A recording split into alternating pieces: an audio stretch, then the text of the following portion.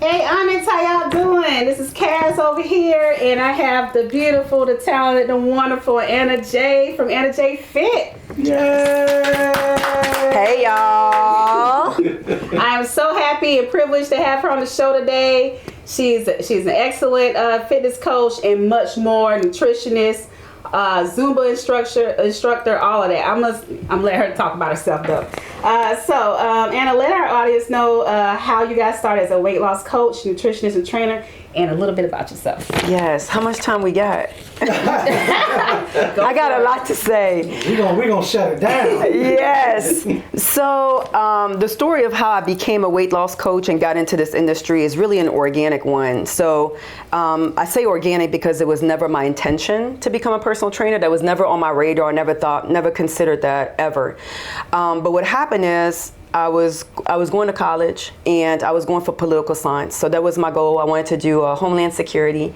Yeah, totally different, right? Oh, wow. Yes. And I was super excited going to college, etc. And at the end of my freshman year, I got pregnant.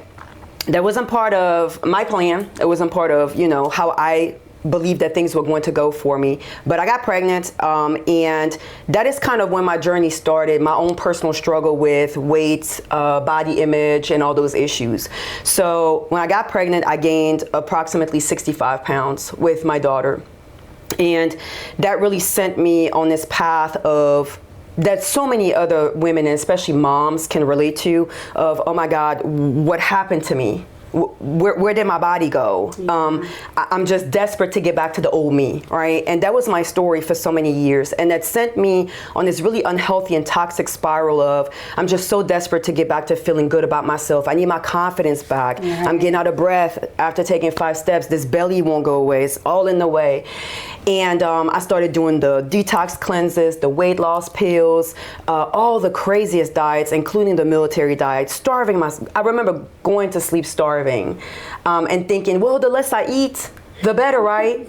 The faster I lose this stomach. And so years and years of on and off of that cycle. And throughout those years, what I did not recognize and didn't realize due to some lack of education and understanding was that I was also going through postpartum depression. But it was undiagnosed. It was just there. And I just kept thinking, well, maybe this is normal. I'm a new mom. This is just what new moms go through. And I did not have the support system that I needed. I didn't have people around me that recognized signs and symptoms and said, you okay? Maybe we need to do something and get you some help or something. And so it was very, very just silently there, and I was suffering silently behind closed doors. Mm-hmm. And so after years of just bashing myself and hating this body that I was in and really not embracing motherhood as I think you should, right? Or at least you would, ideally. I completely crumbled, mentally, emotionally, physically. It started with a panic attack one day at work, didn't recognize that it was a panic attack, had no knowledge, no history of it. Yeah. And from that point on, I ended up bedridden for the next 9 months. Literally bedridden. Couldn't get out of bed. Depression was eating me up.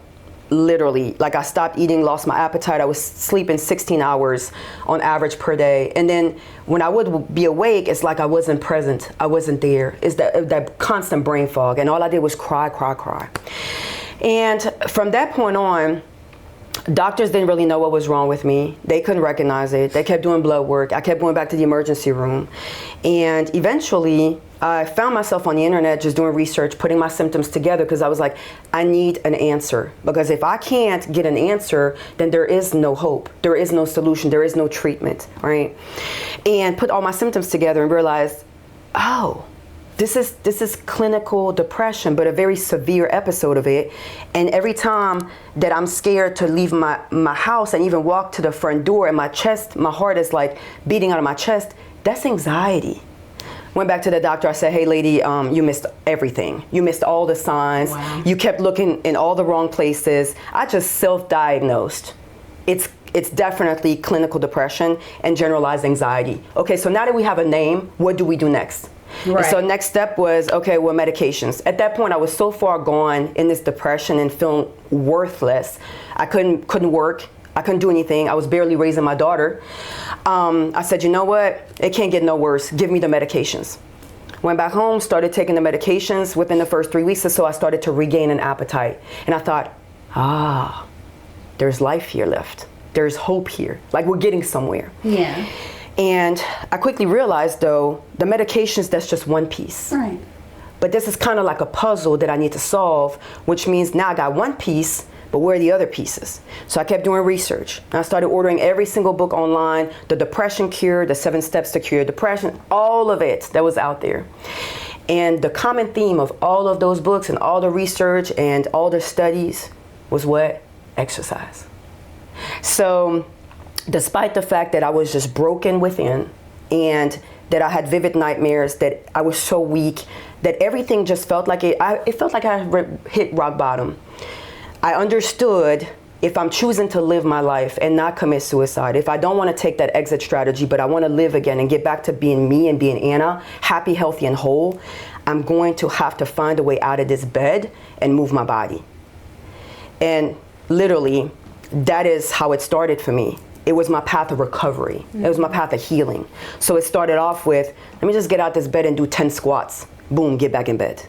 Then it was like, well, let me push it a little bit more and let me do 20. Let me walk to this front door. Let me go out my house and just say hi to nature and the sky, right? And try to feel a little bit more normal every day. And then eventually it was, let me get reacquainted with my car. And then it was, let me drive my car back to, at the time, Gold's Gym. And just look at Gold's Gym, go back home. Next day, come back, walk into Gold's, walk back in your car and go back home. Because you got to think, I'm dizzy, I'm lightheaded, I'm weak, I'm fatigued, I'm hurting. I can cry if you say yes, I can cry if you say no. This is the mental state that I'm currently in. And it's crazy because I'm describing this, but do you think that anybody around me knew any of this? No. Nope. Couldn't tell. You can't tell. And that's why I always tell this story, because we don't know what people are truly going through, which is why I value so much going above and beyond to serve people, because you never know their pain. You never know their story. So for me, that was my story, but I'm sure nobody at Gold's ever knew. And so from day to day, it just increased. I got on the treadmill 5 minutes, came back 10, came back 15. One thing led to the next, build it up a little bit of endurance, a little bit more confidence in myself, a little less anxiety around humans, and I ended up in somebody's Zumba class. And the rest is and the rest is history. Nice. The rest is history. Wow. And every time, and I know that people are watching will know this, but as soon as I said Zumba, my face lit up. Yeah. So I ended up in this lady Zumba class, and I rushed to the very last row. This pre-COVID era, so where fitness classes were packed, 40 people up in there. And I rushed to the back of that row, like still, shy, and I don't want nobody to see me, and I don't know what we're gonna do. I don't know her music and her steps.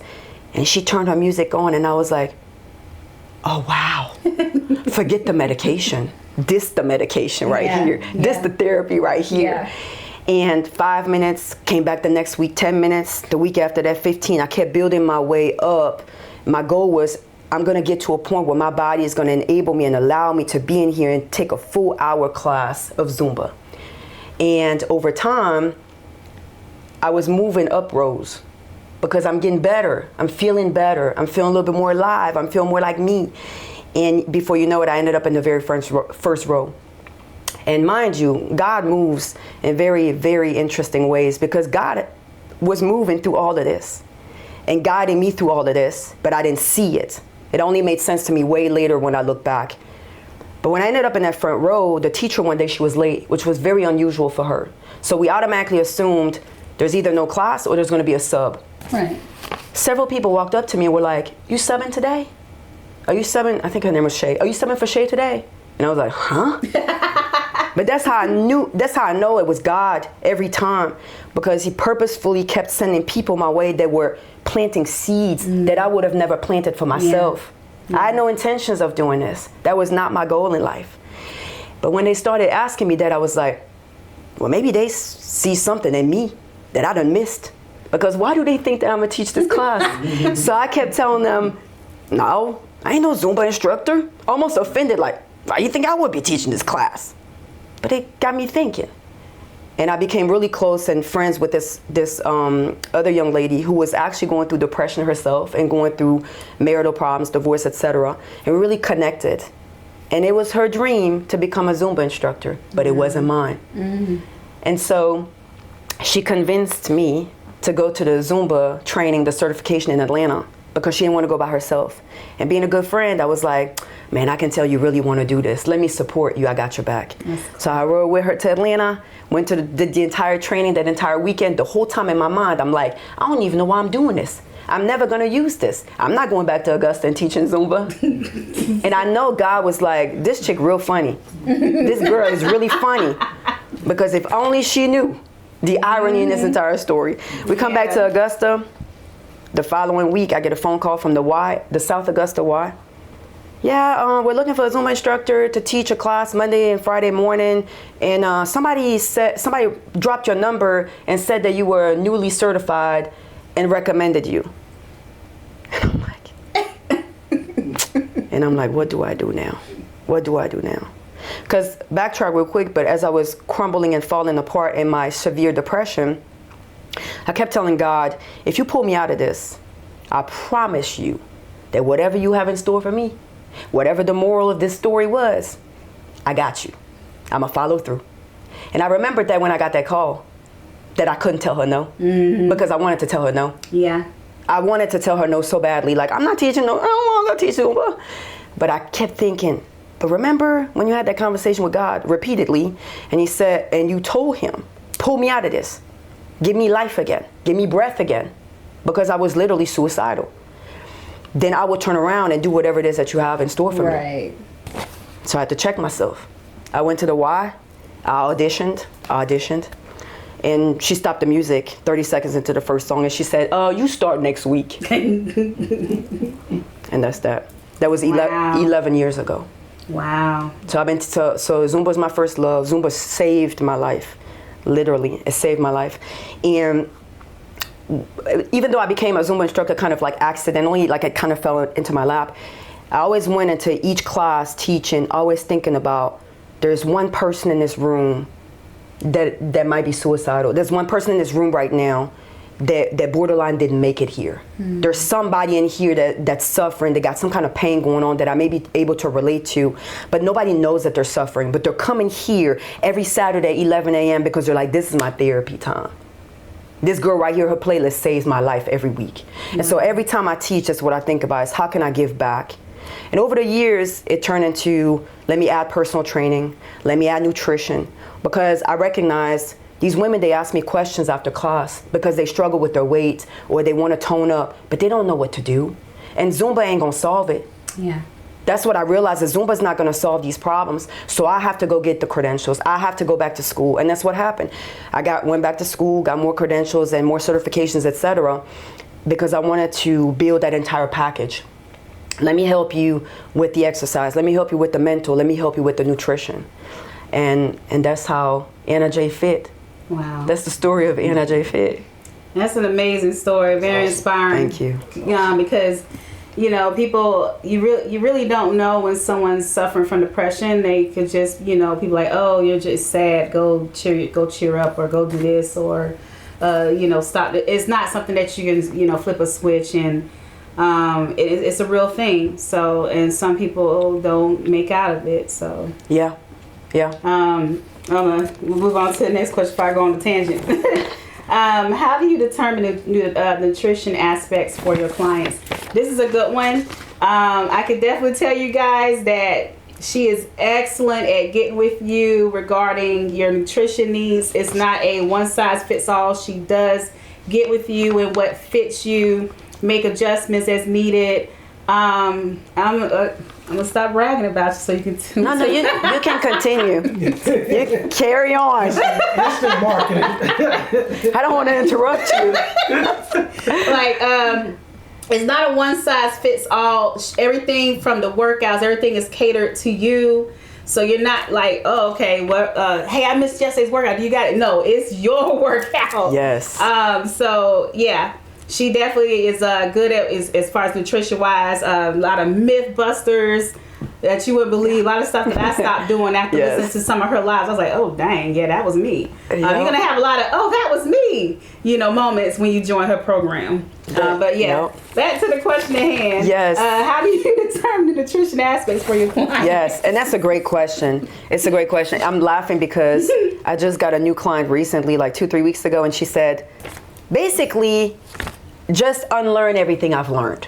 And I'm like, there you go. Let me reprogram your brain. But when it comes to nutrition, so my approach is very different than anything else that is typically pushed when it comes to weight loss and fitness. And the reason behind it, just from the philosophy, my approach to nutritional coaching is you should not have to change who you are to live in the body of your dreams. I refuse.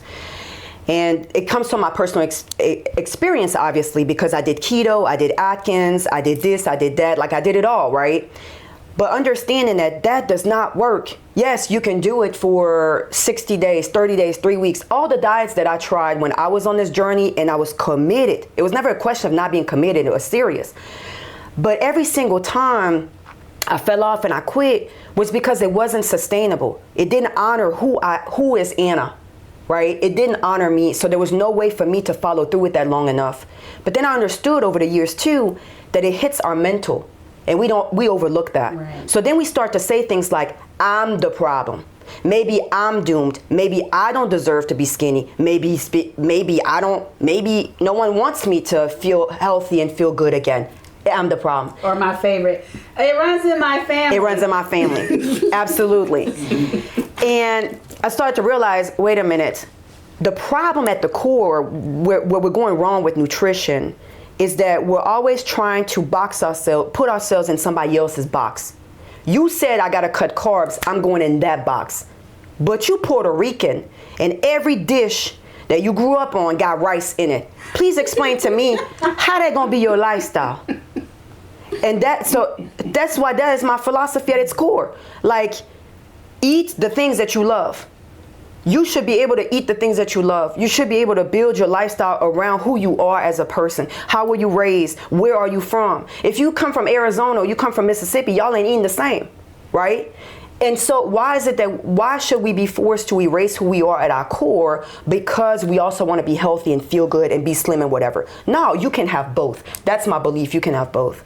So having that said, that is why everything with me is literally packaged to the woman that I'm serving who's in front of me. So like you said, everything is always customized. I hate cookie cutter. I hate one size fits all. For me, it's very important to study who you are as a person from head to toe. What does she like to eat? Oh, she hasn't eaten breakfast in the last 8 years. Why am I going to sit here and say, your problem is that you need to be eating breakfast every morning? She don't eat breakfast. She hasn't eaten breakfast in 8 years. That ain't gonna work, right? So for me, the most important piece is really understanding who am I, or for the person watching, who are you? Like, what works for you? What is normal in your everyday lifestyle? Do you want to cook every single day? Everybody don't want to cook every single day, right? Do you like grab and go options? Are you chronically starved? Because a lot of my clients, a lot of women come to me and they're eating 500-600 calories a day, right? Or are you eating way too much? So for me, it's always about understanding who I'm working with and really dive deep into their everyday habits and not forcing them to change who they are or how they've been living in a way that doesn't even fit the person and their family dynamics. Because when we are working on weight loss and health, this needs to be long term. It needs to come with longevity. Why am I going to make any changes in my life, right? Go back to the doctor. The doctor says, oh, your blood work looks so much better. All for me to come back 90 days after that and my blood work is trash again, right? We want to get healthy. We want to get healthy for life. We want to lose weight. We want to lose weight for life, right? So that's my approach, is I take everybody as individuals and I honor who they are individually as people. So a lot of people look at macros and calorie scales and they're like, yeah, but you're 5'5", you weigh this, and you exercise 3 days a week, so you should be eating 1,500 calories and it should look like this. But if this chick has been eating 500 calories a day, let me know how that's gonna work for her. It's not, right? So that's my approach to nutrition. It's all 100% customized based on who you are, where you're coming from, what's going on with you, how much are you eating, what are your current habits looking like, and what are your goals and what are you struggling with? Because the person who's struggling with high blood pressure, there need to be certain tweaks in their diet that may not need to apply to the person who's struggling with something else. Right. I got a lot of clients who have who need anti-inflammatory diets because they have lupus, right? They have some kind of, they have high inflammation markers in their bodies. So we have to look at certain things that we need to take out. The last thing I will say about nutrition that I think is very important to me and makes a big difference in the lives of my clients is that it's not so much about looking at how can I restrict myself? What can I take out? How can I make my life harder? It's about what are the cracks and gaps? What am I missing? 9 times out of 10 with my clients, it's about teaching them what to add to their plate or what snack to insert between 3 and 6, right? Not so much, never eat fast food again. Never put the vodka down. Don't eat the Oreos. No, it's more so about identifying where are the cracks. Let's fill them. And she's not joking. When you take her program, you're going to be on a group page with a bunch of women that can testify that she's just not sitting here blowing smoke up the... Yeah, no, I'm too real for that. I don't have time for that. I didn't show up to be the fake. No. Uh-oh. I got a quick question though. Yeah. What about like your clients that come to you and they just like addicted to junk food? Like they just got to have the Snickers, they got to have the Doritos, they got to have the Pop-Tarts. And how do you approach that? Yeah. To some degree. Yeah, I love that question. So for those clients that you're describing, because I get those, of course, I do. If they're literally overdoing those things, yes, we're going to focus on what is it that we need to add instead, right? So that they're getting the nutrients that they need. Because what happens a lot of times with people like that is that they're making up for the fact that they're not consuming enough nutrients or enough calories or enough of the good stuff. So then they have all these crazy cravings for junk all the time, especially nighttime cravings for the ladies. But it's an indication that their metabolism, yeah, a lot of people do, right? It's common. But usually those things are happening because there's a problem at the root. So we go in and fix the problem at the root, and then automatically, naturally, organically, those ladies will tell me, I'm not craving such and such at night anymore. So we're not focusing too much on, we gotta get rid of these Pop-Tarts, girl. It's more so, why is she craving Pop-Tarts every single night at 9 p.m.? What's causing that at the root, right? And so 9 times out of 10, it's a metabolism issue because this person is not getting enough of the nutrients that they require and need in the first part of the day. That's what I see most commonly. So once we start inserting things first part of the day, it usually takes care of that problem on its own. The second reason why typically, and I'll say especially for women, because I can't speak too much on men when it comes to this particular issue, but a lot of times women are addicted to junk because that is how they're coping with their emotions. So when we start to dig deeper and we start to teach those women, hey, when you get stressed out at your desk, let's do this, right? When you get upset with your husband, let's do that, right? Because a lot of times it's just not realizing these are the emotions that are triggering me. I haven't properly learned how to cope with those emotions. I don't know how to process those things. So, especially in our society, we just learning to suppress. So it's, Krispy Kreme, I need them donuts right now. But you need them donuts because you're pissed off, right? But we need to go address why you're pissed off and how can we actually cope with that versus stuffing them 6 glazed donuts down your throat because you're upset. Right? So typically those are the 2 main reasons. And then that kind of solves the cravings for junk organically and naturally on its own. I hope that answers the question. That's deep. Yeah. Wow. All right, next one. What's the real factor behind obesity in today's society, in your opinion? Ain't nobody gonna like this. America. The United States of America.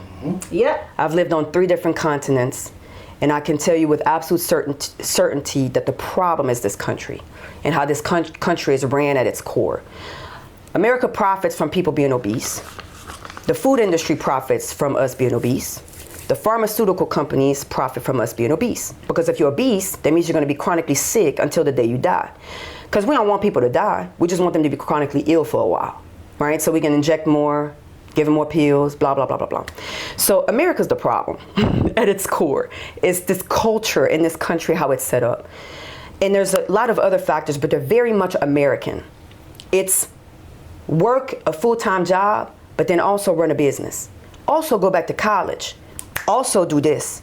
And them 3 jobs you working, that ain't enough for you to make ends meet. Go pick up some more hours. This is the only democracy in a civilized world where it's okay and it's normal and it's common for people to work an average of 65 hours per week. It's the only place in the world where people are doing that. Yeah. Wow. But what happens when you do that? Your stress level is much higher than everybody else in the world. You need McDonald's because you ain't got time to cook. Yep. That's the reality, right? Which is why we got fast food on every corner. Because everything we're going to be looking at is convenience, convenience, convenience. Because I got to be at this job, then I only got 30 minutes before I got to go to the next one. What you going to do? Go home and cook? That's not enough time. So now you got 30 minutes in between, but you're starving. You're going to Taco Bell on your way to your next job where you're working overnight. What's happening overnight? You hungry? Vending machines. One bag of chips, one pack of Oreos after the next. Wash it down with a Coke. This is America, baby. That's what we do. She ain't lying. And I'm sitting here, I was smiling because I was like, man, which one's the conspiracy theorist here? That's normally my platform right there. It ain't a theory. It is, this is an actual fact. Like some of the stuff that they put in our food, other countries are banning and wouldn't even, we went to Jamaica to his sister's wedding a few years back. Hey, Tess. And, oh my God, we was mind blown. The fruit, oh my God. Everything was just so fresh. Yeah. I was looking at a banana like, why is it so small? That's because it was the normal size of a damn banana. Yep. And everything had ginger in it and everything was fresh and everything, it was just like, Yep. they're literally killing us over here. Because as she said, basically, we're customers for life. Guaranteed. Repeat customers. Repeat customers. And I forgot to mention that the chronic fatigue due to the stress and the lifestyles that we live in the U.S., that leads us to what? Energy drinks. Yep. So we are prime time energy drink consumers, right? And a lot of those energy drinks are banned in Europe and even in Canada. Wow. But we stuff in that toxic mess in our bodies each and every single day. Because again, you just worked 8 hours over here. You only got a 30-minute gap. Yeah. And then you got to work another 6 over there. Well, you need some kind of boost of energy, right? Right. You need it. And so we're not able to sleep enough. We're not able to rest enough because we're constantly ripping and running and living in this way. And then, like you said, there are so many toxic things that are being put in our food that aren't even permitted in other countries and on other continents. So we're going to get sick from that anyways. Yep. And then we become addicted to the energy drinks. We become addicted and reliant and dependent on the fast food, etc. It's a real vicious, and that's why when I knew you were going to ask that question, that's why I was like, I want to say stress, but that ain't deep enough. I want to say this, that ain't deep. I was like, it's America. Because it's the lifestyle that is being promoted under like the American dream. Everything else falls underneath it. It's an umbrella because this is the American dream. The American dream is you work as many hours as you want to. There is no ceiling. You can make as much money in America as you want to, which is true. You can run 10 businesses and work yourself to death if you want to. No one's going to stop you in this country. Try that in Europe. It's not legal. You're not allowed to work more than 37 hours per week legally. An Uber driver or Uber DoorDash people in Europe, that is a full-time job. That is not a side hustle. And they're going to get paid accordingly because they need to be living off of those wages. In America, Instacart, Uber, DoorDash, that's your second and third hustle. Yeah. Wow. I didn't know that. Oh, yeah. Wow. Yeah, you can't have 2 jobs in Europe. Now, in America, we'd say, oh, don't mess with my freedom. Freedom for what? Freedom to what? Freedom to be sick? Freedom to be tired all the time? Right. Wow. So that's my big answer there. Oh, that was perfect. I like that a lot. You have no idea. That's what, that right on the head. All right. Next question. What's the ideal results of your program for your clients within the first month? Yeah, that's a good question too. I like these questions. Definitely, number one is a significant boost in energy. With most of my clients, within the first 10 to 15 days, it's funny because I literally be waiting for that message because I know it's coming. Like at the 10-day mark, I'm like, I know she about to send me a message and say, Coach, I got so much energy. Is this normal? So definitely within the first 10 to 15 days is boost the energy. My clients come to me and they're like, this is the first time in 10 years that I managed to work an entire day. I picked up the kids, I took them from practice to the game, came home, and I found myself decluttering my pantry. Is that normal? And I'm like, yeah, that's actually how you're supposed to be operating each and every single day, but your energy was suppressed due to your lifestyle. So that's number one. That's the biggest one, because we may take it for granted, but think about what more energy allows you to do in life. Yep. How more energy allows you to get better quality of life, right? It's huge. And then the second, obviously, is the weight loss. So in terms of weight loss, typically my clients lose 8 to 10 pounds within the first month. So those are the two biggest changes within that first month. Yeah. Wow. Yeah. Man. You're on the road again. So, do you find that most people want to be healthy or just look good? This is such a tough one. This is such a hard one. Try not Shame the both. devil. I sat and thought about this one. Okay, so the reason why it's tough to answer is because nobody comes to me and says either one, and leaves it at that. Everyone says, oh my gosh, I just went to the doctor and found out I'm pre-diabetic. I know I've been struggling with my weight for a minute, but it wasn't like painful enough in a sense, right, for me to act on it. But now I got to do something, because so it's the fear, right? They moving out of fear. I'm about to be diabetic next, and I seen Aunt Susan get her legs amputated, and I can't be going down that road, right? So they're gonna come and they're gonna say that. But the secondary behind that is going to be, I also wouldn't mind just being able to go on a cruise and not have to wear these hot ass cover-ups anymore, right? So for those people, it's gonna be, but number two is, how do I look, how do I feel in this body, right? But then I get the folks that are gonna say, number one is, it's taking a strain on my marriage. I don't wanna be intimate anymore because I look gross, I hate it, my belly's all in the way. My husband keeps telling me that I'm so fine and so sexy and it don't matter to him, but to me, I can't be looking at myself in the mirror no more. Why you doing that?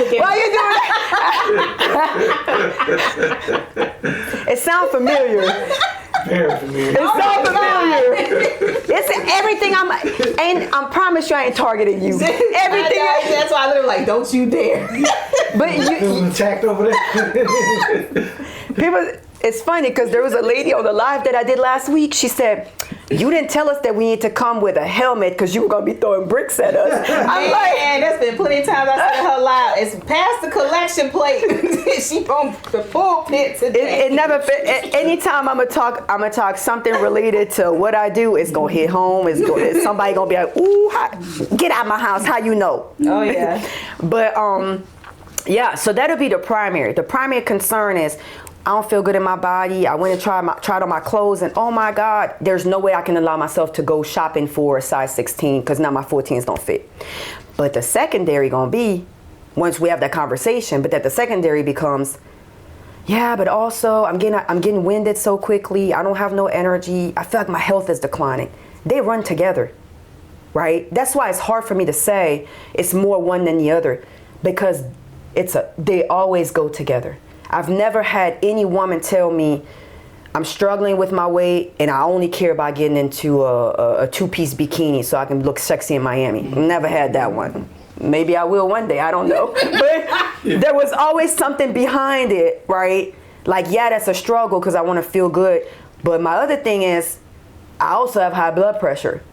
It would really serve me to lose the weight so I can feel better and look better in Miami. But at the same time, I kind of also need to get it together so I can get off these blood pressure meds, right? So they always run together. Yeah. They always run together.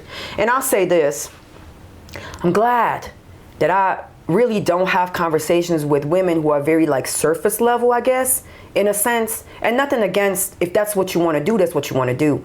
But I am definitely a depth coach. Like, I got so much depth to me and to what I practice and what I preach. So for me, it's always bigger. It's like, it's our children, it's our communities. When we change, the spouse changes. When we change, we can go reprogram our parents who were raised a really old school way and think that, everything gotta be fried. Like, so it's always bigger than that. So I'm really not the type of coach that attracts women who would just say, well, I just want to look sexy and have a big old booty and Yeah, just not really the clientele that comes to me. I think people understand. Do you think that's because of maybe location? Maybe if you were, I don't know, maybe in Atlanta? No. You get some that say that? No, because my clients are all over the world. Oh, okay. Yeah. Okay. My clients are all over the world. So out of my client mix, 1/3 is local. 1/3 is CSRA. Oh wow. Yeah. But everybody else, they're in Florida, they're in North Carolina, they're in Atlanta. I got a lot of people in Atlanta. They're in Europe. I got clients in Europe. Oh man, that's awesome. Yeah, I'm international, baby. Worldwide, baby. Janae, worldwide, baby. Yeah. The person that made me an international client, she was in Africa. Oh wow. Oh. Yeah. Nice. I got one in Trinidad too. I got one in Trinidad right now. That is cool. How many do you think you have, Damn. like right now, in rotation? On average, how many clients do I coach? Yes. About 65. Awesome. Yeah, That's awesome. about 65. That is awesome. Her following is ridiculous. Yeah, and Yeah. it keeps growing. I'm blessed. I'm so grateful. I am so grateful. It's an honor. I tell people that all the time. Like, even y'all having me here, it's an honor because I can be passionate about my craft all I want to. But if ain't nobody, if don't nobody want to listen to me, if no one wants to hear what I have to say, if no one's feeding into my messages and my voice, if no one sees value in what it is that I'm offering, well, then I'm gonna be passionate at home, unemployed. Yep. And I can't serve nobody. Yeah. It's just like when people are like, oh my God, you got 38,000 followers on Instagram. I'm like, I'm not too stuck on like the number from like a clout standpoint. For me, it's like, there's 38,000 people in this world that care about what I have to say. I look at it that way. Yeah. And so that's more people that I'm able to touch and serve and and help change their lives. Wow. The bigger my following, the more people I get to touch, right? And that's really meaningful to me. That's a snowball effect too. Yeah. Yeah.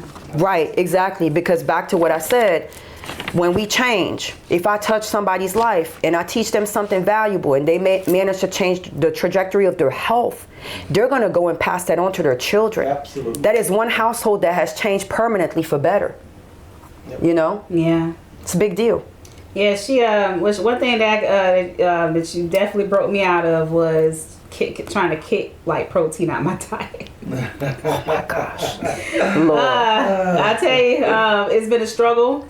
I saw you post that picture of the tuna wrap. You can't believe how I was doing a victory dance over here. As I was looking at the picture, I was like, yeah, she eating protein. Protein. Man. I made that tuna wrap, by the way. You made it? Okay. Thank you. Good job. I take credit when credit is due. Yeah, yeah. I was so excited. You have no idea.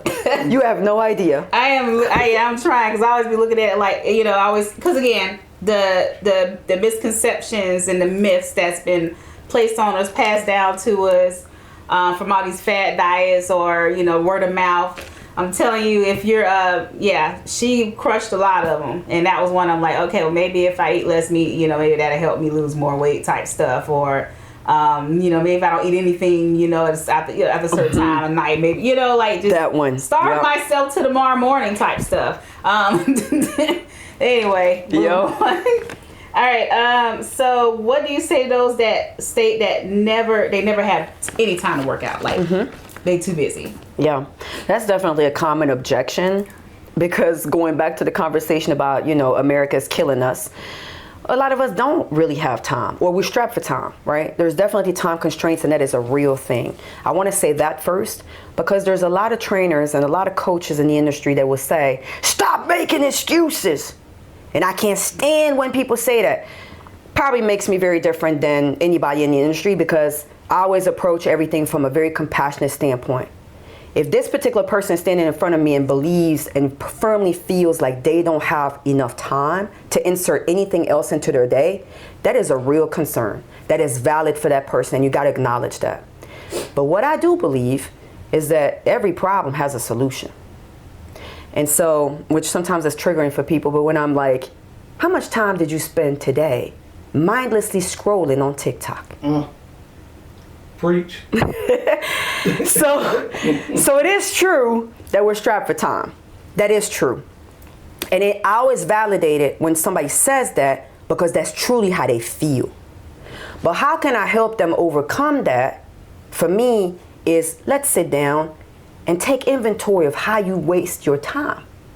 Because in the time that you're spending doing this, doing that, doing the third, blah, blah, blah, there are always pockets and there's always slots of availability somewhere. But how are we utilizing that time?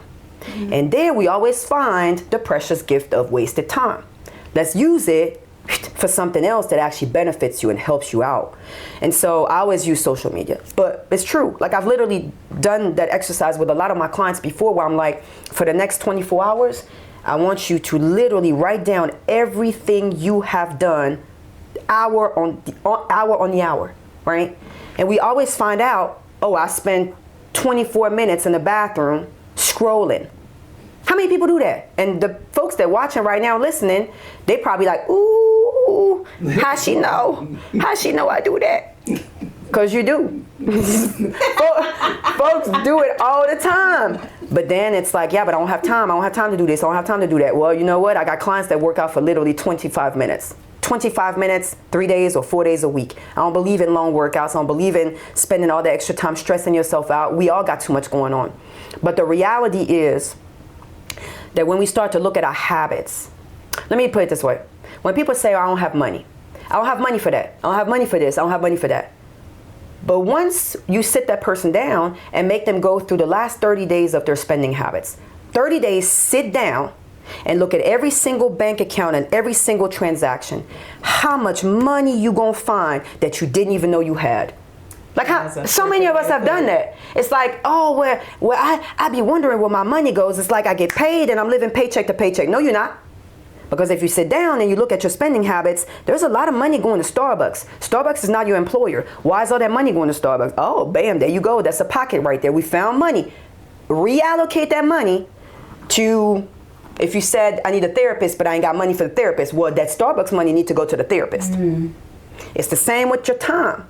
Them 26 minutes that you just wasted in the bathroom scrolling on TikTok and you went from kiki haha on this dumb stuff to all of a sudden now you traumatized because somebody talking about something that I go on TikTok and one is talking about she was sexually abused and she telling the entire story in detail and I'm like, oh my God, I gotta get off this app. As soon as I scroll, the next one is cracking jokes and telling the funniest thing ever, and then the next one is like posting something that motivates the hell out of you, and then you keep scrolling and just then you seeing Gaza, boom, you got war footage in your face, then you keep going and it's like, I gotta get off this app. It's addictive. Yeah, it's really toxic in many ways.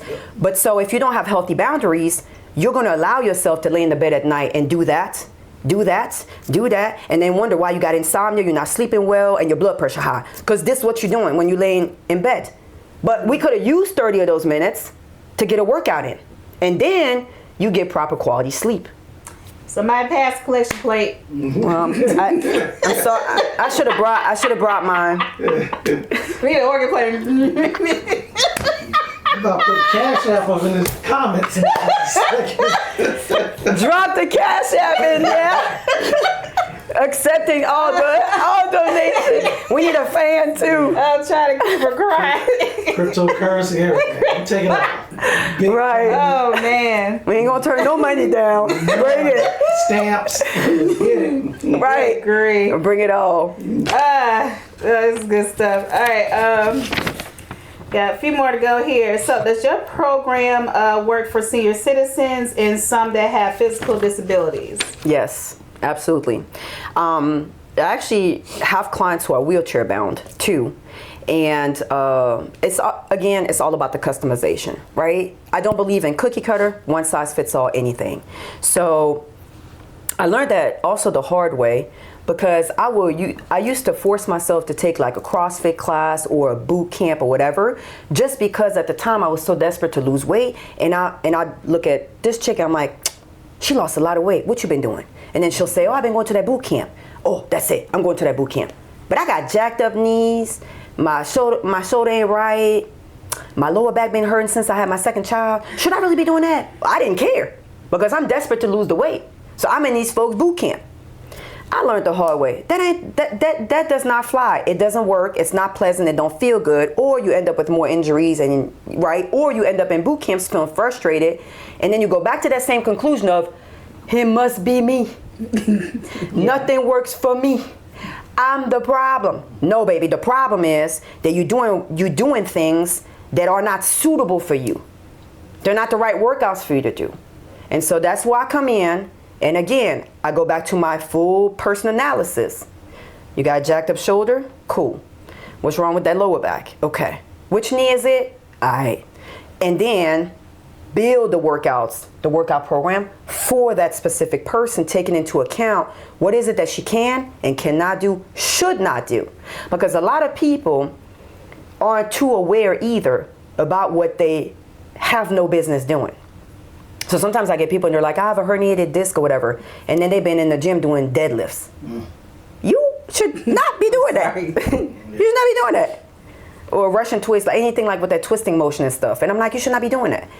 But come on, and let's design a program that actually fits what you shouldn't do, what you can do, right? So it doesn't matter if you're a senior citizen and you're like 72, whatever, or you're like 40, or you're 20 something. I'm 39 and I'm sitting here with this knee brace, right? So it don't really matter age wise. What is important is to know, based on who you are and what you got going on, what can you do? And then let's focus on making sure that you're consistent with doing those things. Let's not worry about Susan because she's going over there doing crazy stuff at CrossFit. If Susan want to jack up her knees 10 years from now, that's her problem, right? Right. But your knees are jacked up now. So let's not do that, and let's do this instead. Yeah, and nothing wrong with, putting your ego on the shelf, I had put a muscle in my groin last year because I was being stubborn. I knew darn well I shouldn't have did this particular exercise. Yeah, I know. He remembers. And and instead of me at that sitting my ass down, I was like, no, I'm this, I'm that. I'm gonna push through this. End up sitting down for a whole year.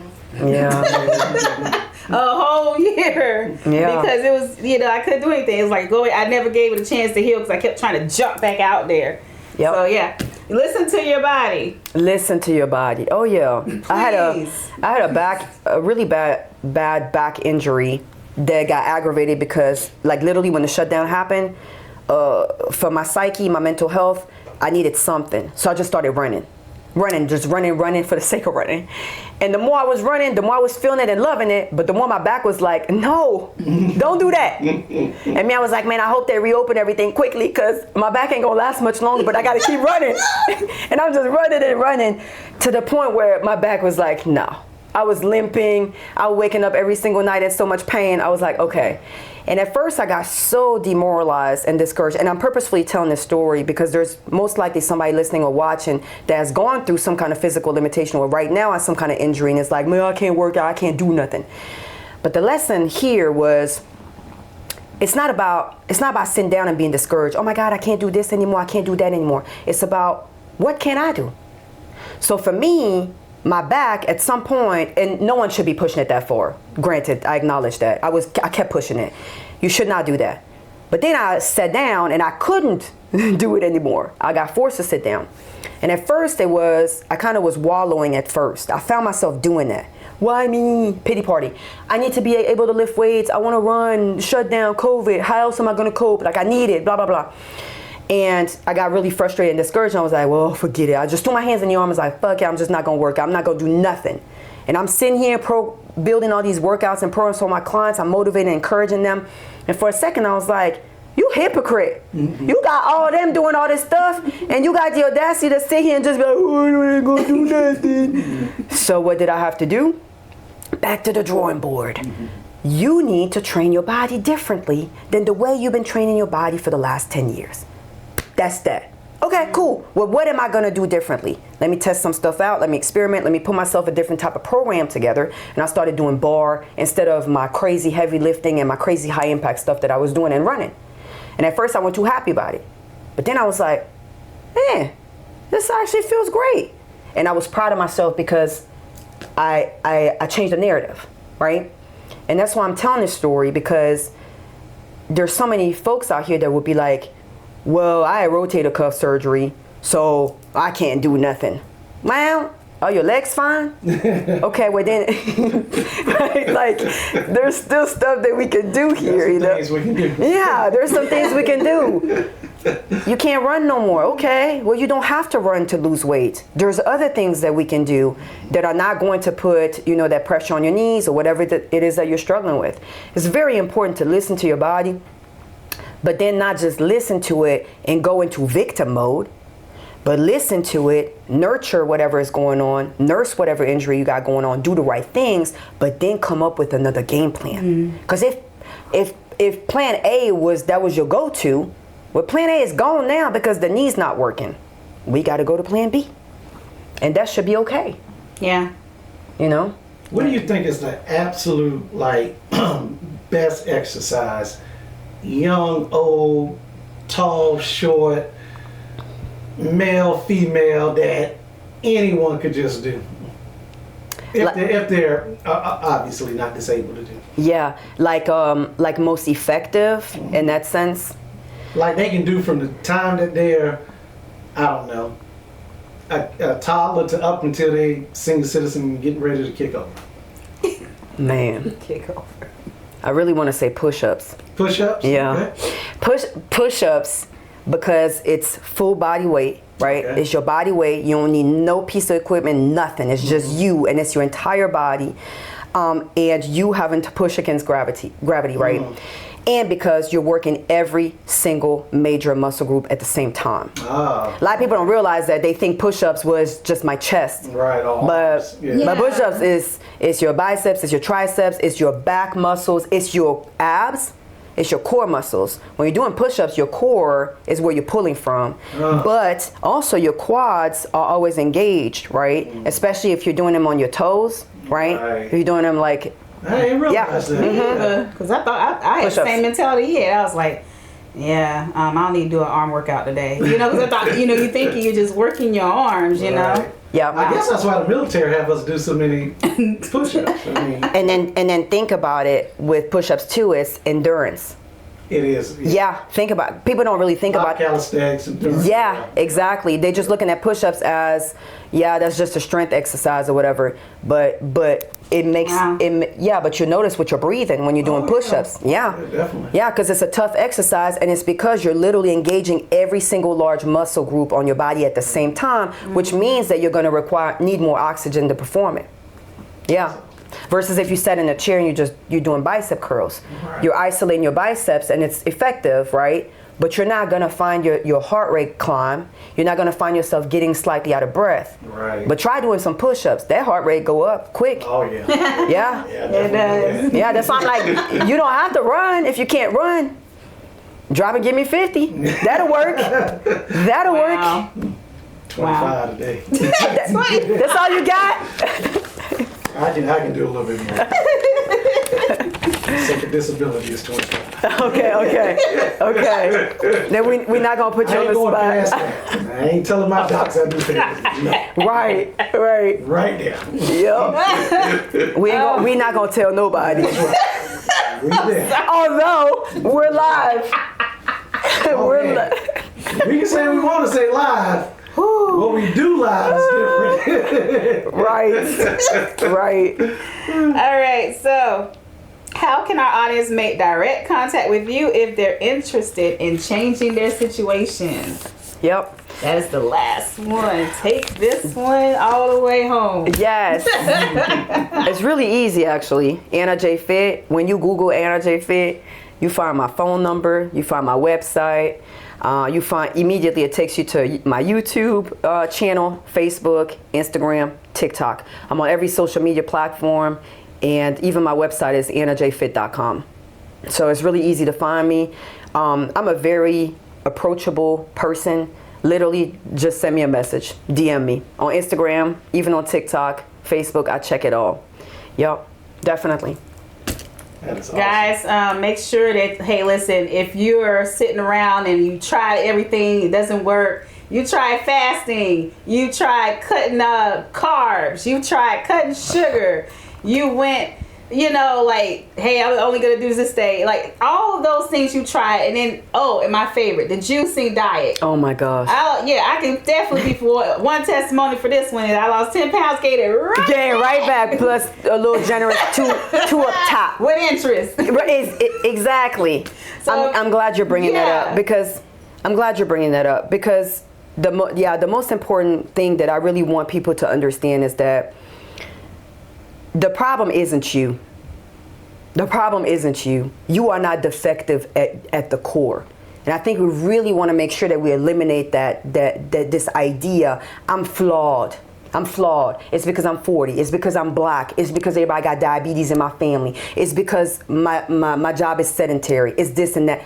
No, there is literally a way for you to lose the weight, to get healthy and feel your best. It's a matter of finding that right fit and that right approach for you, the right system. Everybody is capable and everybody deserves to feel their best. Let me emphasize that. Everybody deserves to feel their best. Everybody deserves to have great energy levels. Everybody deserves to put on clothes and be like, man, I am the shit. Okay? Everybody, like, God did not put anybody of us here. God did not put life in our breath in our lungs, life in each and every single one of us. We were not created to live here and be miserable and sick and dependent on medications and go to the doctor every 90 days. No. None of us really were meant to live that way. Right. But weight comes with the health issues, comes with the suppressed quality of life and everything else. And then we start to live our lives kind of like halfway. But we are supposed to be living our lives the full way, get the most out of life, being able to travel, fit into a plane seat, right? Like all those things, we all deserve to live like that. And so the message here is, you're not defective. You're not flawed at your core. But if you've tried, like Cass said, if you've tried all the things, the liquid cleanse, the smoothie juicing thing, the military diet, Octavia, keto, Atkins, everything up under the sun, and it never works, or it just works all to be regained. It's the approaches that are the problem, but not you. And so it's time to shift focus and say, hey, I want to sign up for something that's going to be sustainable. I want somebody to teach me how I need to be eating for me. I want somebody to allow me or help me become consistent again with my physical activity and movement, but who's going to understand that my back hurts, right? These are real things. Like, we're real people, and these are real things that we face. So that's what I'm all about. Definitely reach out to me, because you deserve to live like happily, be healthy, whole, all of that. And like I said numerous times in this conversation, it's bigger than us. It trickles down to our children. It trickles down to our grandchildren. And a lot of us have aging parents or grandparents that we can still assist, we can still help, we can still take care of, we can still help them rewrite some of that narrative. Wow. Yeah, I'm going to say this and then I'm going to stop talking, because I can't stop talking about her enough. But one of the things that caught us on one of her lives was when she said, if you're tired of turning the light off when you're getting busy.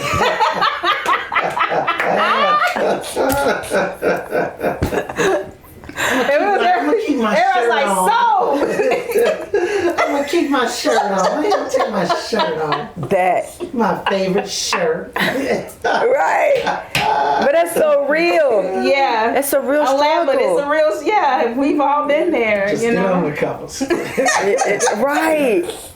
Yeah, it's real. It's real. Yeah. So give her a call, hit her up. Got a genuine, hard-working person that's going to be with you every step of the way. She's not just going to be like, here you go, and leave you hanging. She checks in with you. She's hands-on. So look her up. Ladies and gentlemen, it's been a pleasure. Anything you want to say before we close out? No, thank you so much. It's been an honor. Awesome. Appreciate you. Thank you. All right, guys. See you next time. Peace. Peace.